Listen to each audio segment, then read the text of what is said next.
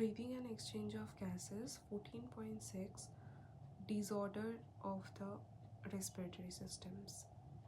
First হচ্ছে অ্যাস্তমা। নিঃশ্বাস নেওয়ার যে নলগুলো ব্রঙ্কাই অ্যান্ড ব্রঙ্কিওলস, ওগুলো কি হয়, সরু হয়ে যায়, ফুলে যায় এবং সরু হয়ে যায়।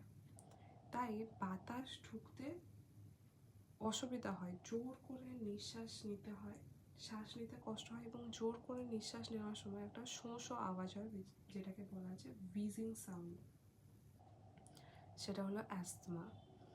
সেকেন্ড হলো এমফাইসেমা। এখানে কি হয়, ফুসফুসের যে থলিগুলো, লাংসের যে থলি অ্যালভিওলাইগুলো আছে, তার যে দেওয়ালগুলো, ওগুলো ভাঙতে শুরু করে। তাহলে অ্যালভিওলার ওয়ালস ভাঙতে শুরু করা মানে যে কাজ করা অ্যালভিওলাই সেগুলো কম হয়ে আসে।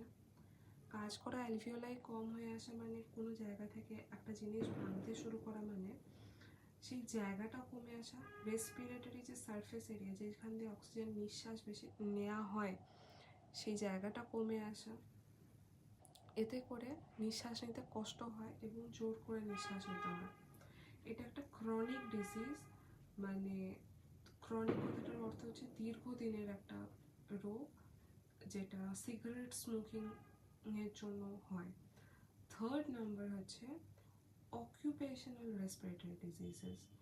কিছু কারখানাতে পাথর ভাঙা হয়, ঘষা হয়, তাতে এত ধুলো শরীরে ঢোকে যে শরীর নিজেকে আর রক্ষা করতে পারে না, এবং এত ধুলো হয় যে শরীর নিজেকে আর রক্ষা করতে পারে না। তখন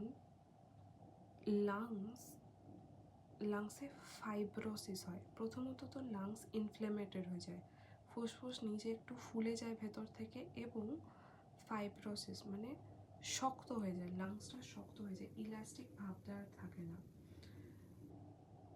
তখন নিঃশ্বাস নিতে ভীষণ কষ্ট হয়, এবং এটার থেকে রক্ষা পাওয়ার জন্য প্রিভেনশন হচ্ছে মাস্ক পরে কারখানা যাওয়া।